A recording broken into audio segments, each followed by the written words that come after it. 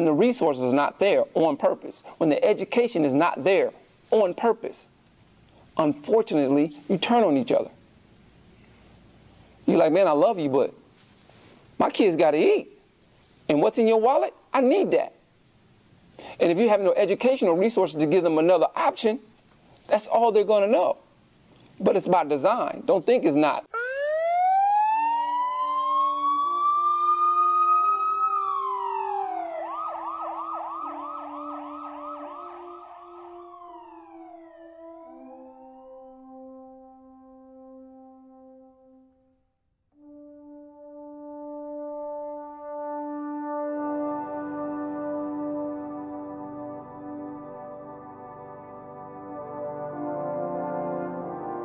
In order to comprehend the themes presented in Omaha hip-hop, one must first understand the situation from which it arose.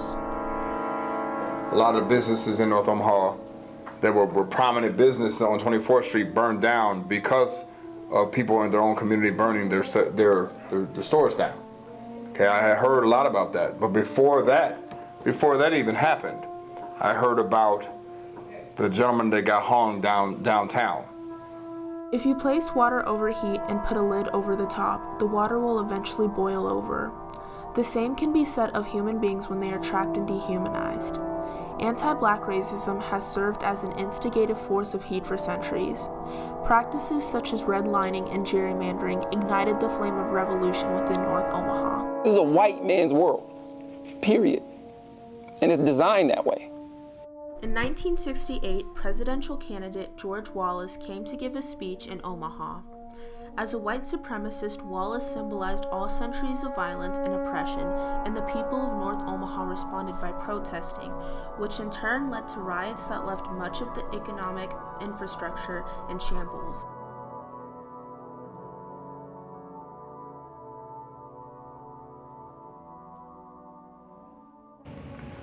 We are extremely disturbed by these continued disturbances that we are simply not going to tolerate lawlessness.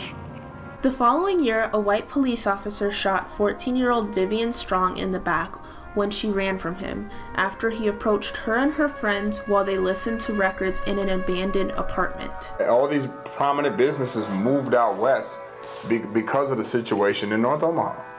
But from the ashes of this destruction, an innovative and subversive art form was conceived that would challenge people's perception of race, class, and the definition of art itself.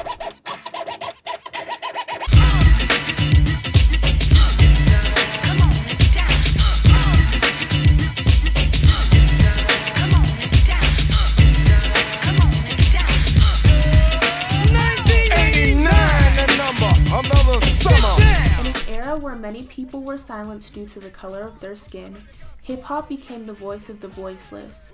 While most commonly associated with large cities such as New York, Los Angeles, and Houston, hip-hop scenes played out in mid-sized cities across the nation as well. We're in the middle of the country. We're in Omaha, Nebraska. So we're trying to seek out stuff that's coming from, we don't know where it's coming from. We just know it's not coming from where we're at, so we're trying to seek it out. So eventually we find out where. So eventually we find out, and then here comes the movies in '83 that we saw, Flashdance, and in 1984 came Beat Street. So then when Beat Street came out, that's when we were able to see the whole culture, in a nutshell, in one film. And where did that culture come from? And it came from New York. DJs, MCs, graffiti writers, and breakdancers gave black youth a way to release tension through competition and shared experiences. Before long, this new art form spread across the nation, and the people of North Omaha picked up on it quickly. Then right afterwards, in late '84, Breaking came out. Then '85, Breaking 2 came out. Then Crush grew. So we started seeing it all on the big screen, all elements, the b-boying, the art, which is the graffiti, the DJing, and the MCs rapping, so we started seeing it all. So now we're imitating what we're seeing, and we want to do it. And that's how we started becoming creative. They used this creativity to pioneer Omaha's hip-hop industry, with DJ Rip joining Omaha's first major rap group, the Young Rebels. So the Young Rebels started as a b-boy crew. They were called the 4th Street Breakers off of 4th Street and 27th. Lanier, which is Bear, and Forrest created the group. and that's where the Young Rebels came about. And then I came a little later in '87. It was my older brother and our best friend Bear. They decided on the name. The Young Rebels then traveled to New York in search of a record deal. Went into Manhattan, go on the record label, blah, blah, blah. Some people we got to talk to, some people they kicked us out. But that's what we was doing all day. And they'd be like, yo, we up in Nebraska. First they laugh, like, Nebraska, what's Nebraska? What? And then at that time, Wild Kingdom was on television. So what do y'all got, giraffes and lions? And you know, and I'm like taking offense to that. I'm like, have you ever read a map? Jam Master Jay wanted to sign the group shortly, and then he wanted to sign one of the group members as a solo deal, and we opt not to do it, which we probably should have rethought that, but we opt not to do it. So, you know, we did have an opportunity as Young Rebels in the late 80s for a major record deal, and that would have been, you know, through Jam Master Jay and Russell Simmons and that whole, you know, Def Jam conglomerate. For the group, it gave us a reality check, like we were good, but we wasn't good enough. Despite returning from New York without a major record deal, the Young Rebels helped ignite the Omaha hip-hop scene. Soon, various artists began performing around the city. A lot of talent shows, like at high schools and stuff. I don't know if you guys still have that, but like that was like the showcases for up-and-coming artists, like the talent shows they used to have at the tech building, Tech High. There was a lot of shows there. The Ranch Bowl. Yeah, the Ranch Bowl. It used to be by Walmart, where Walmart is on 72nd. It was a bowling alley, but it had like a performance venue on it too. A lot of shows there. But that whole block where the House Saloon was a club called Planet Soul. That was like the main club for anybody young. Hip hop in the early years was weird. It's kind of like an apprenticeship. Like you couldn't just come and do it. Like they would just be like, no, you're not allowed. Like you had to come up under somebody that was already out. I would go out of my way to change my voice because I didn't want to sound like this person, even if it's natural to me. House parties were also a major part of the Omaha scene. Somebody had it in the basement, somebody just moved in, there's no furniture in it yet, things like that. The only lighting was a red light, that's all you need, a red or a blue light.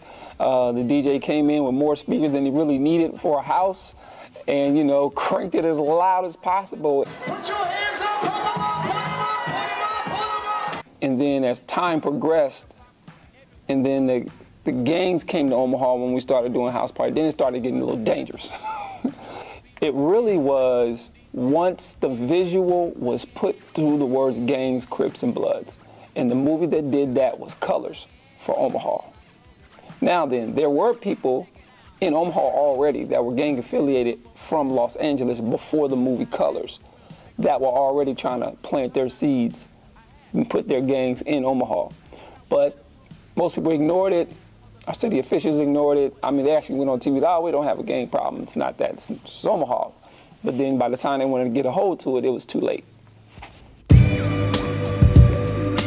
The rise of gang life in Omaha and elsewhere led to so-called gangster rap, which was often looked down upon by society at large, as well as some in the hip-hop community itself. Gangster rap and hip-hop it's the same thing. It's all hip-hop. It's just labels and boxes that they use to try to divide it, but it's really, and for the most part it works because we start to buy into those labels and we separate ourselves. Gangster rap or reality rap, it is just what it is. It's reality.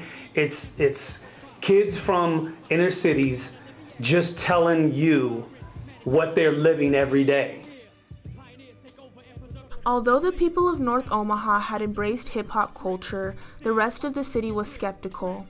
A journalist by the name of Josie Loza was the first Omaha World Herald staff writer to highlight hip-hop culture from a sympathetic angle. It was almost every week in the entertainment section she would do something related to what was going on.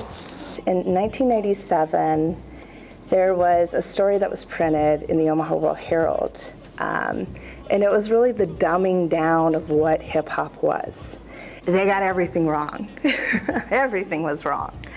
And it was lack of knowledge. And those who were true hip hop heads would read this piece and say, what are you talking about, you know?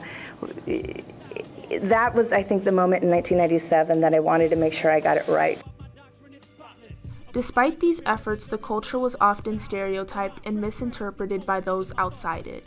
Because when people think gangster rap, they equate it to gang members. But gangster rap, I don't know who came up with it.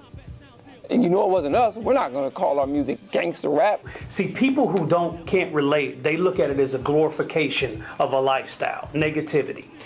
It's all stories. It's all about he looked out his window in his environment and he told the story.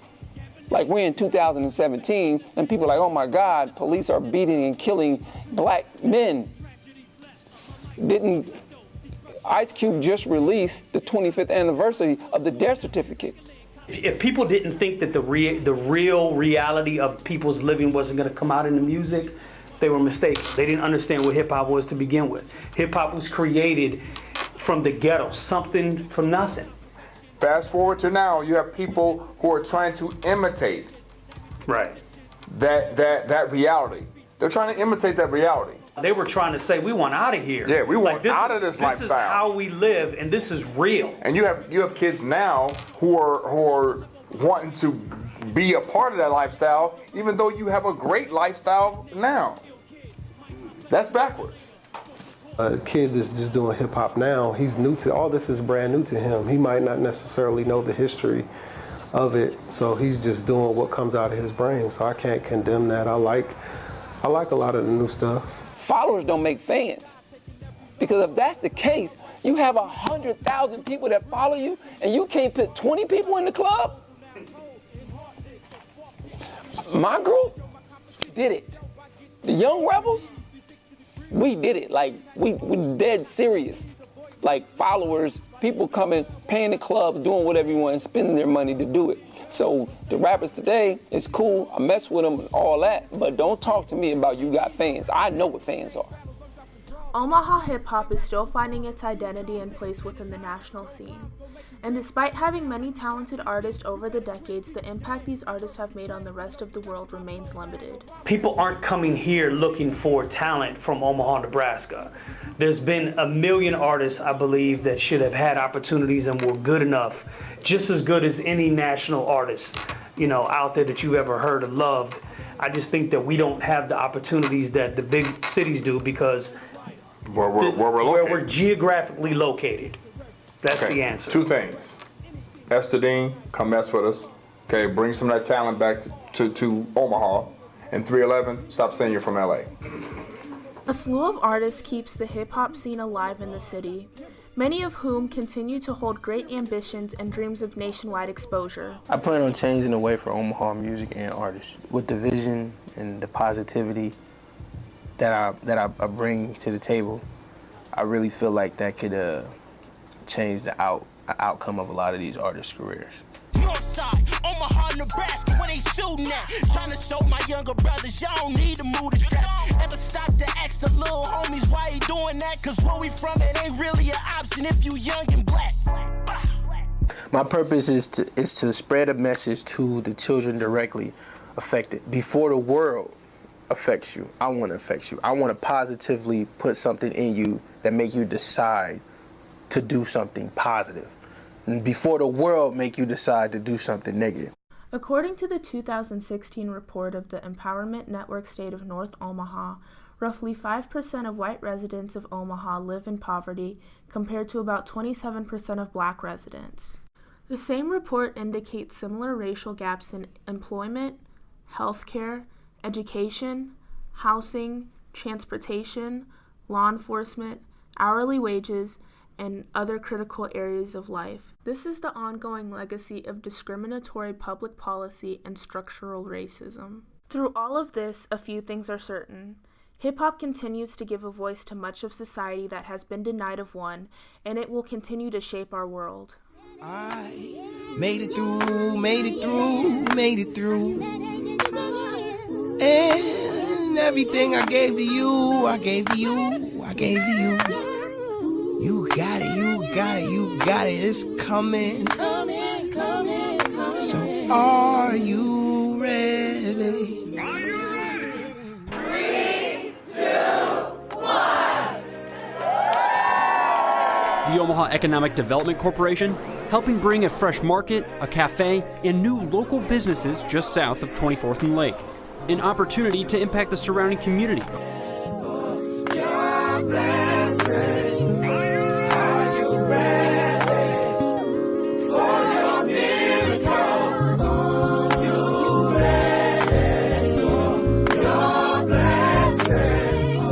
I see it as a couple of things. One, revitalizing an area, giving new hope to the community, and providing an economic engine that I think even the city is going to benefit from. So I think this has a great opportunity to jumpstart some businesses and get some other businesses going and really have a great impact.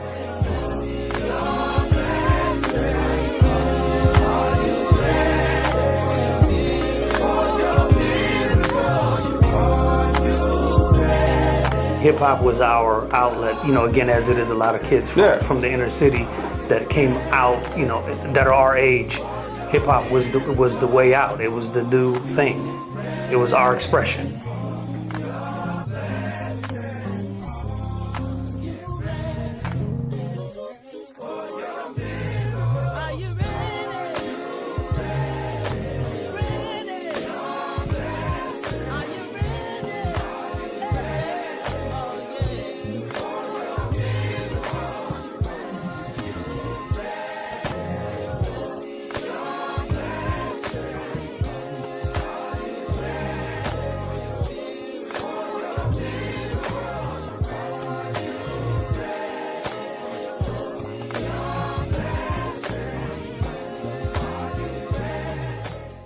Before they knocked down the Civic Auditorium, what they just did, we used to perform inside the music hall. The music hall holds 2,200 people. My group sold it out twice. We sold it out on a Friday. Ice Cube came the next Friday and did not sell it out. When T.I. came to Omaha and had the #1 movie, which was ATL, and the #1 album at the same time, he didn't even sell it out. A crew called the 4th Street Breakers. For the record, on camera, I don't like Mr. So. There you go.